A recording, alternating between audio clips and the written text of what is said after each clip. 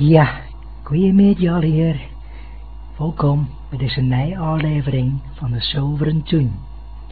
Jood hebben wij een speciale aflevering waarin Ide Pietersma een ongrijpend peteer had met Klaas Kochstra, de verneemde schilder.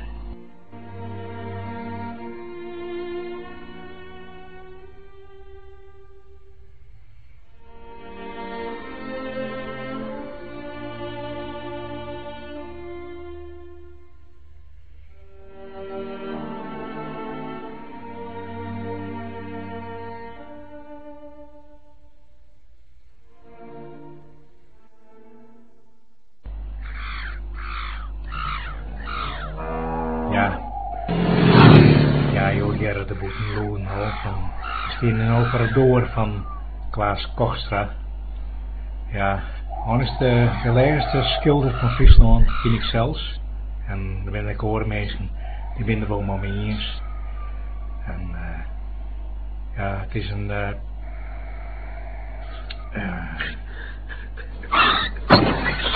ja, we jaren al terug doorheen. Het gaat net zo best, maar Klaas. Ja, net zo best. Ik moet anders zeggen dat het sterren is dichtbij en dan verliest zijn ziel zijn lichaam. En dan hebben we geen Klaas Kochstra meer. En ik als jeugdvrouw, ik vind het verschrikkelijk dat het soks warm maakt. Soks bakt bij elk mens, dat wat erbij hoort in. En ja. Klaas, neem een slokje. Ja. Ik heb een flesje Berenburg, maar dan. No.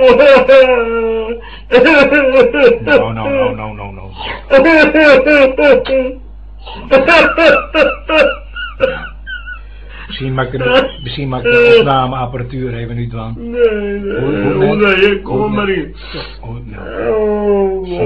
Nou, ik zal even de kamer van Klaas beschrijven. Ja, Klaas. Het is net al te netjes. Net eens gewoon warm. Ja. Nou. Kan eens bij me, Klaas. Ja. Ik moet nog even met je praten.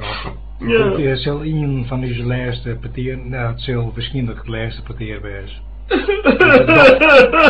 De dokter het uitrekenen dat jou wanneer sterren zullen? In de mannen krijg kanker. Je krijgt nog kanker. Ik krijg wel kanker.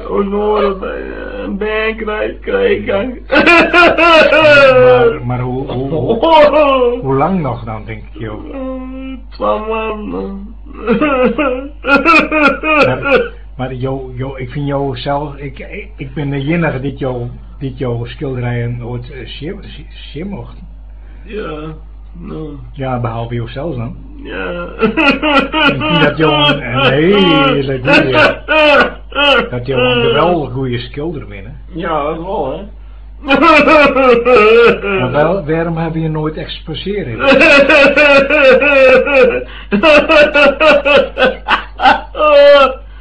Maar het Klaas Frituur nooit mooi bellen. Die van het Kunstmuseum. Moderne kunst. Klaas Frituur, je kent het net? Of je hebt geen telefoon? Nee, ik ben in de oorlog. Maar wil je